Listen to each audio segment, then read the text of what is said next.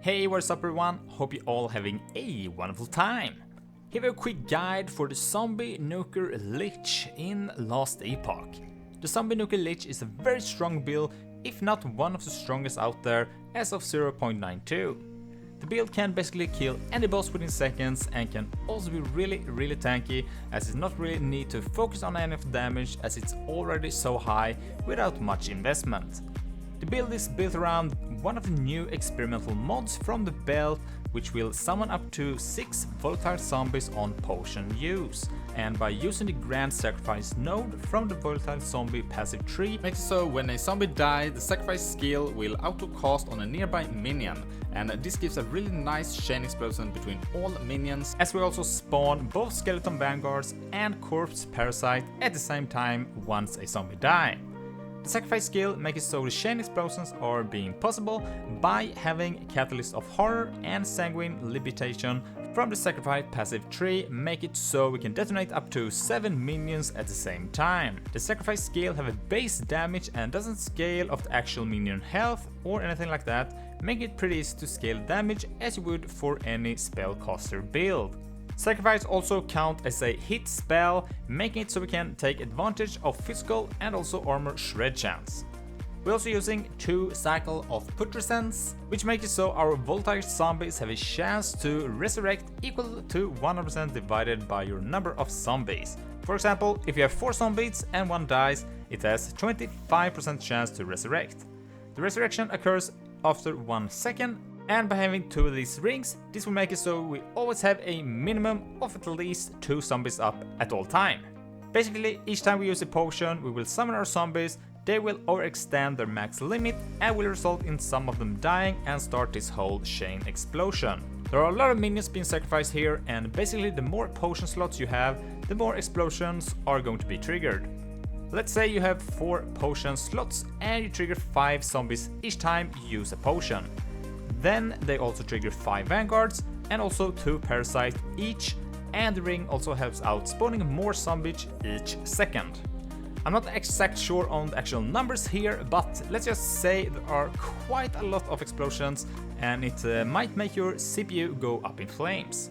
As I mentioned previously, the whole thing will trigger from using your potions, and this means if you are running out of them, the build will feel really bad until you get some new ones, but the build still works if you would get yourself in that situation. To help with not running out of potions, you can also go for a Jungle Queen belt with the Summon Zombie mod on it as a legendary potential. This will give you 16 potion slots and make it so you basically never run out of potions. If you're not having it, don't worry, there's still possible to play this build without it. One way is to get increased chance to find potions on your amulet up to 140%. You can also get this mod on your belt as a prefix, or even better, the extra potion slot and potion health mod. Another thing to help with this is to have some extra control of your zombies, and by using another experimental mod on your boots, which will make it so your minions will teleport around you after you use a travel skill. This is really nice quality of life to have, but it's not required. By being the Lich, we also get access to quite a bit of necrotic resistance from both passives and skills, and by using the Bone Lamor Bar Brute, we can take advantage of this as we get 1 ward per second per 3% uncapped necrotic resistance, for some extra defensive layers. Also, from being in the Reaper form, this will make it so we get the extra life from this, and another great thing is that the heal from our potions will heal the health while we've been in the Reaper form, so we can stay in it for a much longer time than we normally could. For some pros, one-shots, any pets, and also bosses. The build overall is quite tanky as you can focus on more of the defense mods for this build, and also the extra life from Reaper form is really helpful. It's also a really fast build by having double mobility skills. We get the Reap from the Reaper form, and we also have the Transplant skill. For some cons, as the build is built around us having to use potions, running out of them is a huge downside. The Jungle Queen belt is a very rare item, and getting the Summon Zombie mod on it might not be the easiest way. The LP on this item is quite low though, so that's a good thing. And if you don't have the Jungle Queen belt, this means that sometimes you will have to backtrack to get yourself some potions. For the uniques, we're using 2 rings cycle of put resistance, with its unique modifier, which makes it so our volatile zombies have a chance to resurrect equal to 100% divided by your number of zombies. By having 2 of these rings makes so we are always going to have a minimum of 2 zombies up at all time. The rest of the stats on these rings are not really helping us with this build, but the necrotic resistance and the ward retention from the base is nice to have. Bone Clamor Barbrute grants us 1 ward per second per 3% uncapped necrotic resistance, some extra necrotic resistance, intelligence, dexterity, and also some flat armor. Grimoire of Necrotic Elixir is a huge addition for this build, as it gives us up to 40 flat necrotic damage to melee attacks and spells, and also up to 40% less void, necrotic, and also poison damage taken on potion use. The downside is that 5% of our current health will get drained per second for 4 seconds when we use a potion. This unique also have a very low effective level of legendary potential, making it quite common to drop with more LP on it. For the belt, the best in slot for this build is going to be the Jungle Queen Shapes of Holding, as it will give us a total of 16 potion slots, so we will never have to worry about running out of potions. We also get some increased physical damage here as well, dexterity, and also increase and a more multiplier to dodge rating for 4 seconds when we use a potion. Do keep in mind that you will need to have the experimental mod as a LP on this item, as it is the build enabling piece. The Jungle Queen belt is a very rare item, but having a quite low effective level of legendary potential on it, which is a really good thing for us. Another option is the Scavenger belt, as it's much more common to drop, but with the same effective level of LP as the Jungle Queen belt. The base gives 4 potion slots here, but we also get up to 120% increased chance to find potions, and this will also give us haste for 3 seconds on potion use and some increased dodge rating.